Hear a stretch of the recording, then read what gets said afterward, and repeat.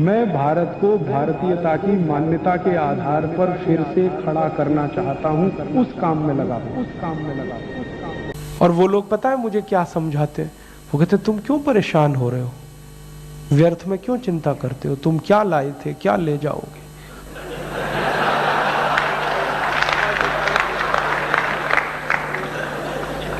वो तो मुझे इतनी बड़ी फिलॉसफी समझाते हैं, जो हो रहा है अच्छा हो रहा है, आगे होगा और भी अच्छा होगा, तुम व्यर्थ क्यों चिंता करते हो, तुम क्या लाए थे क्या ले जाओगे, लगो ना लूटने में तुम भी। हाँ, बहुत बड़ी फिलॉसफी समझाते और श्री कृष्ण का नाम लेके समझाते कि देखो हम नहीं कह रहे, भगवान श्री कृष्ण ने कहा है, भगवत गीता में कहा है, क्यों व्यर्थ परेशान होते हो, क्यों चिंता करते हो, क्या लाए थे क्या ले जाओगे, लुट रहा है लुटने दो, आगे लुटेगा और भी लुट अच्छा होगा। तो ऐसी फिलॉसफी के मानने वाले बहुत पाखंडी लोग हैं इस देश में। कुछ सफेद कपड़ों में है, कुछ भगवे कपड़ों में। हाँ, बड़े बड़े लुटेरे हैं। मैं आपको विनम्रता पूर्वक कह रहा हूं, ये कठोर बात है।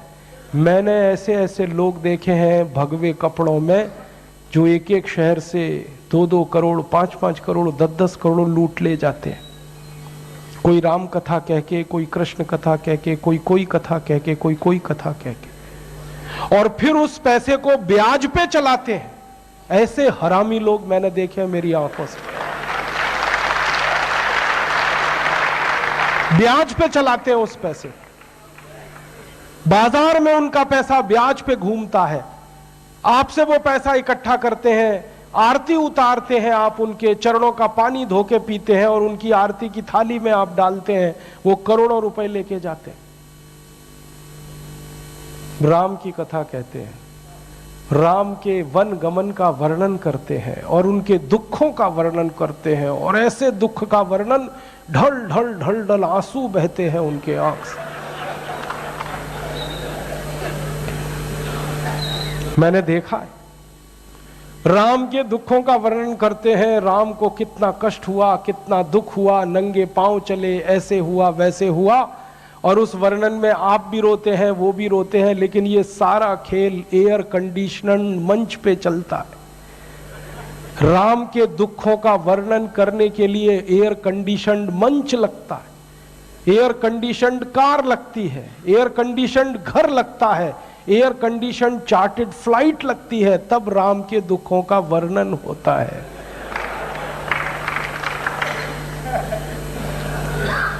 और एक एक शहर से 10-10 करोड़ 20-20 करोड़ 50-50 करोड़ लूटते हैं। आप उन्हें पूज्य कहते हैं, मैं उनको छोटा रॉबर्ट क्लाइव कहता हूं।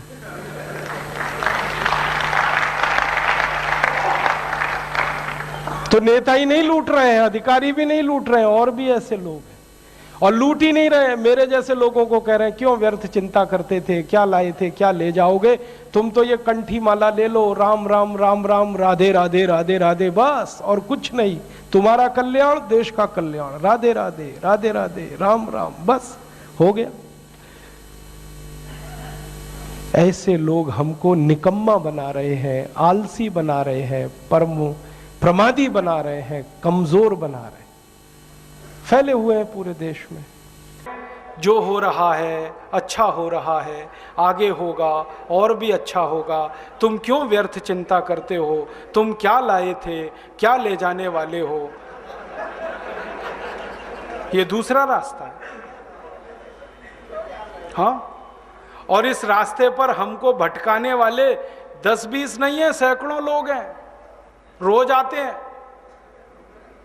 और माला पकड़ा देते हैं कि राम राम राम राम राधे राधे राधे राधे राम राम राम राम राधे राधे, बस यही करो देश तो ठीक हो जाएगा। और ज्यादा उनसे तर्क करो तो कहने लगे तुम क्यों व्यर्थ चिंता करते हो, तुम क्या लाए थे क्या ले जाओगे, जो हो रहा है अच्छा हो रहा है, देश लुट रहा है अच्छा हो रहा है, आगे लुटेगा और अच्छा होगा। वो हमको समझाते हैं और इसी को धर्म कहते हैं, इसी को धर्म कहते हैं। और आजकल धर्म के व्यापार करने वालों की बाढ़ आई हुई है। हाँ, बहुत बड़ी फौज खड़ी हुई है उनकी। एक आया राम की कथा कहेगा 10 करोड़ लेके जाएगा, दूसरा कृष्ण की कथा कहेगा वो 15 करोड़ लेके जाएगा। और आप जैसे भोले भाले मूर्ख लोग डालते हैं उनके पात्रों में, ले जा भाई। ये बापू नहीं है, डाकू हैं। बापू नाम तो शर्म आती है कहते हुए। कहीं से 10 करोड़ लूटो, कहीं से 20 करोड़, कहीं से 25 करोड़। और आप लोगों की मजबूरी है कि काले धन का करें क्या? इनकम टैक्स वाले पकड़ते हैं तो ये बापुओं को देते रहते हो आप, क्या करें उसका? और ये बापू लोग हमें सिखाते रहते हैं जो हो रहा है अच्छा हो रहा है। वाह वाह, मैंने देखा है क्या क्या पाखंड और नौटंकी चलता है। भगवान राम की कथा कहने आते हैं और भगवान राम की जिंदगी के वो प्रसंग कभी नहीं सुनाते जो हम में वीरता पैदा करें, जो साहस पैदा करें। राम की जिंदगी में बहुत सारा हिस्सा साहस का है, वीरता का है। जब 14 वर्ष के लिए वनवास चले गए राम, तो हमको सुनाई जाती है राम की जो कथा ना, उसमें कहते हैं राम ने 14 साल एक ही काम किया, हाय सीते हे सीते, हाय सीते हे सीते, हाय सीते, ये सुनाते हैं हमको। हाँ, यही सुनाते हैं निकाल के कहानी में से। और मैं कहता हूं कि राम को अगर हाय सीते हे सीते हाय सीते यही करना था 14 साल, तो दूसरा विवाह क्यों नहीं कर लिया? सैकड़ों राजा तैयार थे अपनी राजकुमारियों को राम को देने के लिए, वो तो कर लेते दूसरा विवाह। क्योंकि हाय सीते हे सीते, हाय सीते हे सीते, एक स्त्री के लिए अगर वो इतने ही बिलख रहे थे, तड़प रहे थे, दूसरा विवाह कर लेते। तो ये सब चुप हो जाते हैं, फिर बात नहीं करते। फिर मैं उनको रामायण से निकाल के दिखाता हूँ, देखो राम ने हे सीते हाय सीते कहा नहीं कहा ये मुझे नहीं मालूम, लेकिन 14 साल वन में रहते हुए सैकड़ों राक्षसों का संहार किया उन्होंने, मारा उनको और धर्म राज्य की स्थापना कराई। ये कहानी नहीं सुनाते क्योंकि इससे वीरता पैदा होती है। तो राम का जो वीरत्व है वो नहीं सुनाएंगे आपको, उनकी जो कमजोरियां हैं वो सुनाते हैं आपको। और राम कथा जब वर्णन की जाती है तो मंच पे बैठ के आहा कैसे आंसू, ढलल ढलल आंसू निकलेंगे, आपको भी रुलाएंगे, खुद भी रोएंगे। किस बात के लिए? हो, राम को वन गमन में इतना कष्ट हो रहा है, वन में इतनी तकलीफें हो रही हैं, तो राम की तकलीफों का वर्णन कर रहे हैं, आंसू आ रहे हैं। और ये सारा वर्णन एयर कंडीशन्ड मंच पर बैठकर होता है। अपने को तकलीफ नहीं होनी चाहिए, राम की तकलीफों का वर्णन कर। एयर कंडीशन मंच चाहिए, एयर कंडीशन घर चाहिए रहने के लिए, एयर कंडीशन कार चाहिए और चार्टर्ड प्लेन चाहिए आने और जाने के लिए, तब राम की कथा सुनाई जाएगी। जो राम जिंदगी भर पैदल चलते रहे, जिन्होंने अपना रथ भी छोड़ दिया था अयोध्या से निकलते समय, वो राम ने जिंदगी भर पैदल चल के काम किया और यहाँ एयर कंडीशन कारों में घूम घूम कर, चार्टर्ड प्लेन में घूम घूम कर राम की कथा सुनाते हैं। वो कथा वथा नहीं है, वो उद्योग है, व्यापार है, बिना टैक्स का। और मुझे बहुत शर्म है ये कहते हुए, समय आने पर प्रमाण से बात करूंगा कि राम कथा कहने वाले ब्लैक मनी को वाइट मनी करने के काम में लगे हुए एजेंट हैं और इससे ज्यादा कुछ नहीं है। और मुझे इससे भी बड़ी शर्म आती है कहते हुए कि आप जो उनको दे रहे हैं दान के रूप में, वो पैसा ब्याज पर उठा रहे हैं वो दूसरे लोगों को, और आपके दिए हुए पैसे से धंधा बना रहे हैं अपना। फिर ऐसे ही कृष्ण की कथा कहने वाले आ जाते हैं, कहते राधे राधे राधे राधे राधे राधे, और कुछ कहो ही मत, राधे राधे। कंस को मारा, जरासंध को मारा, शिशुपाल को मारा, अधर्मियों को मारा, ये सब थोड़े में, राधे राधे राधे राधे बड़े में। हाँ, क्योंकि आपको कायर बनाना है ना, निर्वीर्य बनाना है, नपुंसक बनाना है, तो वीरता की कहानी क्यों सुनानी है?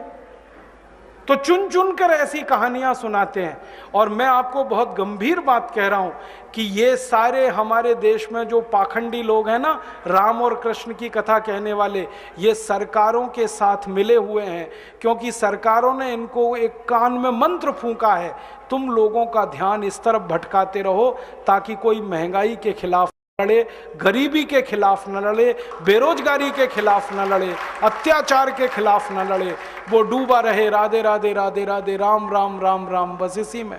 और समझाते रहो तुम क्या लाए थे, तुम क्या ले जाओगे, क्यों व्यर्थ चिंता करते हो, जो हो रहा है अच्छा हो रहा है, आगे होगा और भी अच्छा होगा। एक रास्ता ये है। अब दो रास्ते हैं अपने सामने, एक रास्ता भगत सिंह का, ऊधम सिंह का, चंद्रशेखर का, एक रास्ता हमारे ये धर्म गुरुओं का, पाखंडियों का, जो राम की कथा, कृष्ण की कथा। मुझे बहुत ऑफर आए हैं, मैं आपको दिल का दर्द बता रहा हूं, सच में कह रहा हूं, आपसे नाम नहीं लेता। मुझे ऑफर आए कि तुम कहां बेकार भटक रहे हो, मेरे साथ आ जाओ। मैंने कहा बापूजी क्या होगा उसमें? तो कहने लगे जितना मिलता है वो डबल हो जाएगा।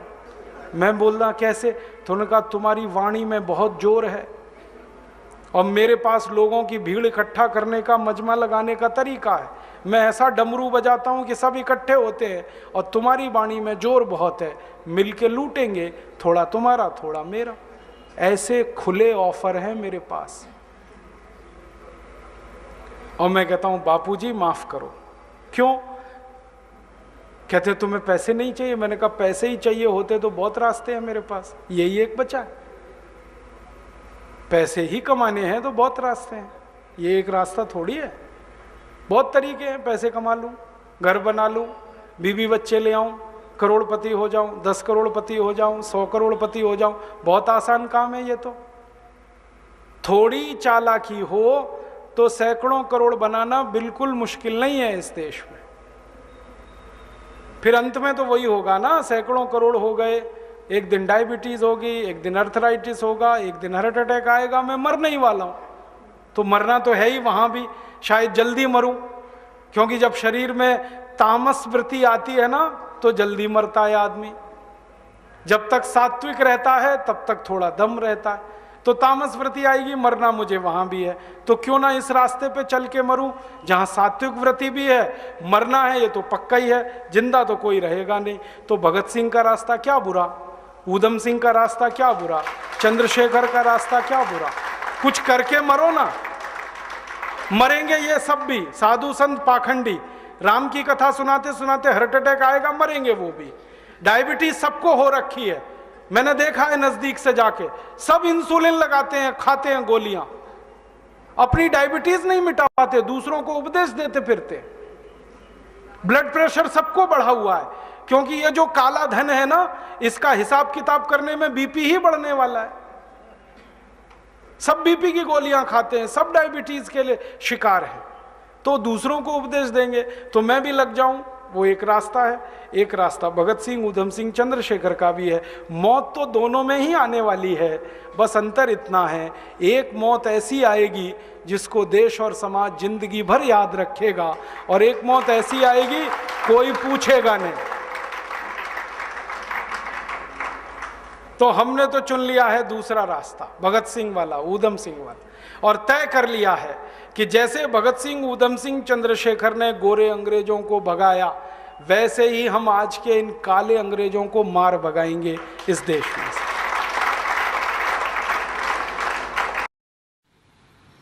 दोस्तों, सबसे पहले तो चैनल सब्सक्राइब करें, फिर लाइक, कमेंट और शेयर करें, और हाँ, हमारा एंड्रॉयड ऐप डाउनलोड करना ना भूलें।